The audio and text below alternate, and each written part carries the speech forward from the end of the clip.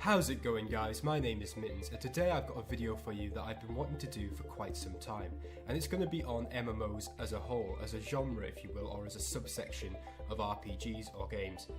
Now if you watch my channel you'll know that I'm really quite into MMOs. It's my favourite type of game to play. I love the idea of making a unique character and playing it alongside my friends and enemies alike in a really expansive and interesting world.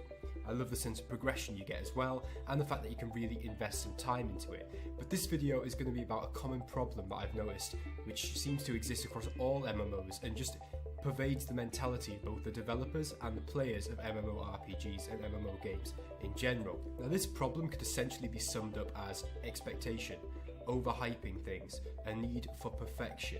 And really the problem exists both in the development process and both during and after the release of these games.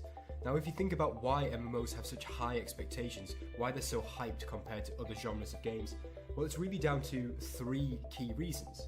An MMO needs to be perfect due to the time investment that you need to put into playing a game to get the most out of it, the possible extra costs of playing an MMO such as subscriptions or cash shops etc, and also the pull from a current MMO that you might be playing or just other games in general.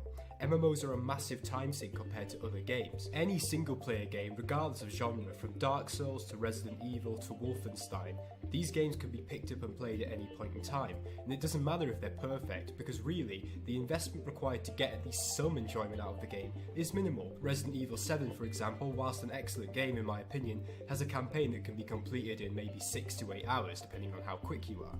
In comparison, MMO games, even the least polished MMO, will require dozens of hours usually to get to max level, and many of them only really start to get truly interesting once you are at that max level. So this has always been an issue. Players are quite territorial with MMOs as well, which means expectation has to be even higher. Perfection needs to be achieved in order to pull them away from what they're already playing. There's no sense of, I don't think this is 100% my thing, need to try a new game in single player games. For example, if you're playing an RPG like Dark Souls, there's no part of you which says, oh, this game isn't 100% my sort of idea of what an RPG should be, therefore I'm going to put it down, never play it again and start playing something like Skyrim instead. You don't really get that in single player games, and there's nothing which stops you from saying, okay, well I won't play this game right now, but I'll pick up and play Skyrim and then maybe come back to Dark Souls a little bit later. That really doesn't tend to be the trend with MMOs because of the fact that you have to invest time in it. It goes back to that old thing, you really need to invest time and effort and a bit of love really to get the most out of an MMO, and if you're constantly switching between different ones to get a taste for each, then you're probably not going to really find any of them particularly thrilling or worth investing your time into. So expectation for these games to be perfect is really, really high. The hype is always real with every MMO. We've seen it so often. Elder Scrolls Online, Warhammer Age of Reckoning, WildStar, every single one that comes out seems to have the exact same trend. Everyone says it's going to be either a WoW killer, that was a big thing back in the late 2000s, or that it's going to herald in the new generation of MMOs, or whatever it might be. And usually it's always bullshit because of the fact that the expectations are so ridiculously high, even the best game can't really live up to them. I think a really good comparison to make outside of the MMO world is the Half-Life series. Now I've just played through Half-Life 1 and 2 in the episodes for the first time. Please don't shoot me, I know I'm a real noob to have waited so long before completing this excellent series of games, but a lot of people complain and are kind of a bit salty over the fact that Valve has never released Half-Life 3, and most people agree that they probably never will because of the fact that it's been hyped so much that they know it would never live up to expectation, even if it was a Class A stellar FPS. And really this is the same sort of thing that goes on in the MMO world, except that with MMOs, the desire to gain player interest early on during the development cycle is extremely important to the success of the game. When your game is all about having a massive number of people playing from the first day for months onwards, then you really need to generate interest and hype early on. But they can never live up to this interest and expectation because of how high the demand for perfection is within the MMO community. Now the fault for this high expectation doesn't really lie with the player base in my opinion, nor really does it lie with the developers most of the time. It's the nature of the beast really. Due to the investment and grand expectations of a new MMO to provide excellent PvP, well-structured, challenging yet accessible endgame PvE content, fulfilling leveling experience, great combat, and modern graphics / great animations and really detailed character creation means that no game is able to live up to the hype. In other games, especially single player games, you don't really need all of these things to make a game really good. Games don't have to have the best graphics ever to be really fun if they've got great gameplay. They don't even need to have a good story. Like, look at the new Doom game, for example. Reckoned to be one of the best in the series and definitely one of the best FPSs released in recent times. The story isn't the main focus of the game, but it looks amazing and has great combat, and so people want to play it. In an MMO, that's not enough. Games need to have great combat, they need to have great leveling experience, and all of the things that I just listed there.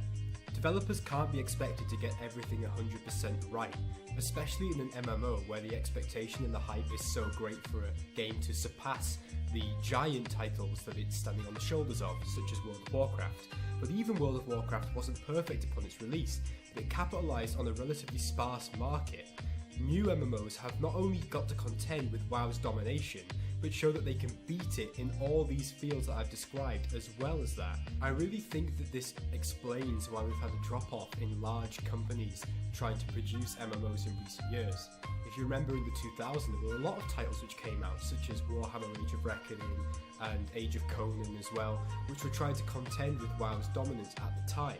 I think that was a period where people realised the potential for MMOs to draw a large and loyal fan base, but they never seemed to live up to those expectations, and since then the expectations for a game to surpass World of Warcraft's greatness have just built and built and built, and this has meant that companies don't want to take the risk of spending millions of pounds developing a game that after a few months will be practically dead, as we've seen with many titles over the last 5 or 6 years. And at the same time, we've seen small indie teams developing crowdfunded games such as Chronicles of Illyria, Project Gorgon, and many, many more, capitalising not only on the sparse amount of titles being produced by larger companies, but also what is perceived as the lack of interest in the MMO genre and the lack of understanding of what players actually want in a new MMORPG. But the problem with these small dev teams is that often their projects can't come to fruition due to a lack of resources, team members, or funding.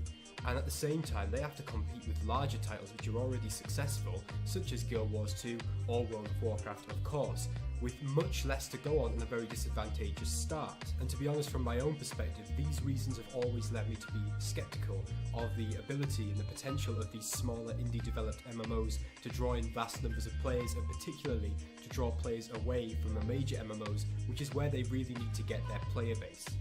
So now that I've covered what the problem is, in my opinion, what can we do about it? Well, as players, I think that first and foremost, we have to be careful about overhyping titles, especially titles that are far, far away from being released, because all this does is develops a train, the hype train as it's called, we all know that term, which means that an MMO and a game in general will never ever be able to live up to the expectations, even if it's very good. Hype is the bane of MMOs, and WoW escaped it partially due to the smaller player base in MMOs in the early 2000s and the lack of any credible contemporary standard to hold it against. Now we can think about things like Star Wars Galaxies or EverQuest, for example, but those games were quite different to WoW, and also they were, well, in the case of EverQuest at least, they were from kind of a different generation really. WoW not only had players that it could draw upon from the strategy games, but also it seemed new, it seemed invigorated, it seemed like it was going to revitalise a rather fledgling but also kind of wearied genre that was the MMO game, and it did, but it didn't do it because of hype. Now a lot of people were talking about WoW before it was released and when it was in its beta stages, don't get me wrong, that is a fact, and that contributed a lot to its success as a game. But this was once the game had already been made. This was once people were able to try it and see it for themselves, and they realised how good it was. It wasn't in a stage of development where people were just going on bits of information, scraps, concept art, descriptions, etc., and interviews with the developers. These things can't tell you as a player whether or not the actual game itself will be what you want it to be. With World of Warcraft, people started really hyping the game when they played it and they could tell their friends, this is awesome, this is what you need to be playing. And honestly, I don't think we've had that MMO come out in the last 10 or really even 13 years since WoW was released in 2004, which really gripped people in the same way. I don't think one has been released like that. You could argue that games such as Guild Wars 2, for example, had really good starts, critics were raving about them, saying this is something really new and revolutionary, but there was never that sense of, oh, this game is going to really definitely take me away from World of Warcraft. And you've got to also bear in mind that the devs, Blizzard, they're really good at staggering their own content. Massive patches or expansions being released at the same time as other competing titles being released, including Guild Wars 2, including Elder Scrolls Online, that sort of thing, they never really seem to have a period where a game is going to be released and Blizzard don't have a major patch or an expansion in mind to make players say, oh well, maybe I'll try this other MMO, but I will probably eventually go back to World of Warcraft to explore what's going to be released in a few months' time. And this brings me on to the next key thing that I think we as players can do to make our experience with the MMO genre a bit more enjoyable, a bit less disappointing, and that is be willing to try something new. I like to say this quite a bit on my channel, and I love to try out new MMOs and video them for you guys. But really, you got to think about it like this. We all got into MMOs initially from trying them out. It doesn't matter what the MMO was, it doesn't matter whether it was World of Warcraft or EverQuest or any other game. We all got into this genre, this subgenre, because we wanted to try it out for ourselves and see whether there was anything to this idea of playing a massively multiplayer online game. And like I said earlier, this idea that a game might not be 100% for you and you might not want to try it as much as another game, it's really important with MMOs, and you've got to be willing to test different ones out and see which one best fulfills your needs. Being overly territorial about a game is absolutely fucking pointless, guys. It's the same as being really territorial with a console. It benefits no one except the company that have made the product. What you should be doing is testing different things to see what benefits you best. And that brings me on to the final thing that I think that we can do as players, and that is be willing to accept the imperfections of the game. World of Warcraft is never going to have combat like Terra, but Terra is never going to have endgame like World of Warcraft. WoW's leveling might not be as fun as Elder Scrolls Online's leveling, but at the same time you might prefer the class system of WoW over a game like Elder Scrolls, for example. It's important to accept imperfections and realise that no game is perfect, single player or multiplayer, but if you're really having fun with a game, why not just be happy with that and settle for what you're doing, you know what I mean? So in conclusion, I made this video really because lately I found myself wanting to invest my time into an MMO again. And normally this would result in me just going straight back to WoW, but I didn't really have a character in mind that I strongly wanted to play at the time. And I didn't really know where I wanted to begin with it, so I was looking around for different MMOs to play. I played a bit of Elder Scrolls Online with a friend. I've been playing vanilla, as you know, and let me just plug in that there will be a video released within the next couple of days, guys. I'm going to be videoing that tonight for you. It's partially why I wanted to make this, so I can tell you about it. But back to what I'm saying, the point is that I didn't really know what I wanted to play, and it took me time to think about it. And that's where I came across this problem, really. The problem is that you play one MMO and you realise that it's just not 100% what you're wanting. You've got to be willing to set aside, not overhype, accept the imperfections of the game as they are, and also try new things out, because a lot of the time, as is what has happened with me, you might try out a different MMO, as I tried out Elder Scrolls Online, and realise, you know what, this is fun, but it's actually making me realise that I do want to play World of Warcraft. So anyway guys, there was a little rant video from me there about MMOs. I know that like me, a lot of you guys are very much passionate about this subgenre, and it's very good to discuss it because it will help you enjoy it more and realise that, you know, these problems can be overcome if you think about them, and also just look forward to the next title that might be released. But anyway guys, if you enjoyed this video, I would really encourage you to subscribe and like the video if you haven't already. It really does help me out and encourages me to make more content, and I shall see you in the next video that I make. Goodbye and have a great day.